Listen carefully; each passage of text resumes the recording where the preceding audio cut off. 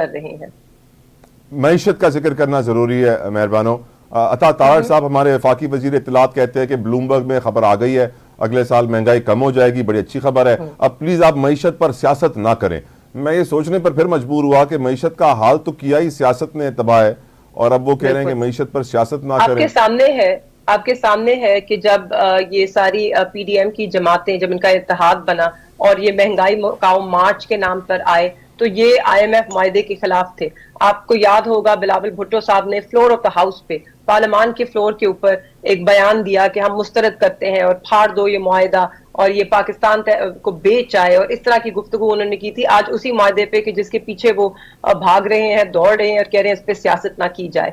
इनकी तो सियासत का दारो मदार था ही मईशत।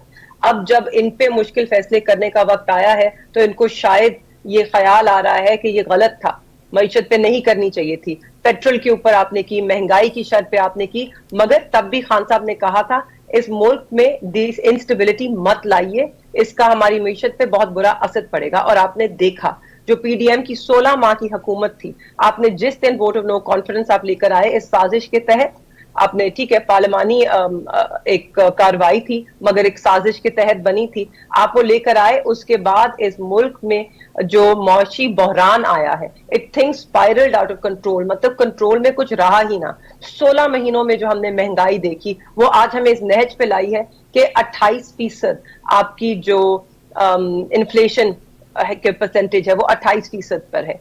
आपके मुल्क में इतने बड़े बड़े कर्जे हैं जो आपने वापस देने हैं। आपकी जितनी रेवेन्यू कलेक्शन होती है उसमें से 96% सिर्फ डोमेस्टिक डेट सर्विस करने में जाएगी। जो आपका एक्सटर्नल डेट है जो कि बिलियंस में आपने अगले फाइनेंशियल ईयर में देना है, उसकी अदायगी के लिए आपको कर्जा लेना पड़ेगा। तो आप कर्जा इसलिए नहीं ले रहे कि आप अपने खर्चे कर सकें, आप कर्जा इसलिए ले रहे हैं कि आप अपनी लोन्स पे सूद अदा कर सकें और लोन्स की अदायगी कर सकें। तो मुझे बताइए कि पाकिस्तान की तरक्की के लिए और जो हमारा पसमानदा तबका है जिसको हम गुर्बत की लकीर के और नीचे फेंक रहे हैं, उनको मदद करने के लिए कहां से पैसा आएगा?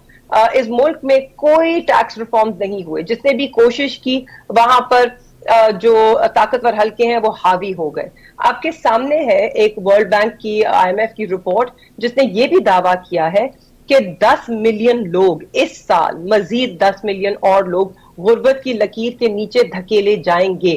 तो कौन सी महंगाई के खात्मे की वो बात कर रहे हैं? आपकी एक्सपोर्ट्स नीचे आ चुकी हैं, आपकी जो ग्रोथ है, इंडस्ट्रियल ग्रोथ, वो श्रिंक नहीं की, वो अब नेगेटिव हो गई, वो जीरो पे है और उसमें कोई बेहतरी नहीं आ रही है। तो ये मतलब सोच के ऊपर या सिर्फ वाइब्स के ऊपर तो नहीं आपकी मईशत बेहतर हो सकती। आपके फंडामेंटल्स चेंज नहीं कर रहे हैं। आप क्या करने जा रहे हैं कि जिससे चीजें बेहतर होंगी? आपको मालूम है कि जो आईएमएफ का मुआहिदा आपका अब नया आएगा उसमें स्ट्रक्चरल रिफॉर्म्स बहुत जरूरी हैं, जिससे सबसे पहले तो महंगाई कम नहीं होगी, महंगाई अभी मजीद बढ़ेगी। इनको लोगों से सच बोलना चाहिए, इनको आदत नहीं है सच बोलने की। आपके टैरिफ्स गैस के, बिजली के ऊपर जाएंगे, आपके टैक्सेस ऊपर जाएंगे। आप में इतनी ताकत तो है नहीं कि आप नए लोगों को टैक्स नेट में लाएं। जो सैलरी, जो तनख्वाहदार तबका है उसी के ऊपर मजीद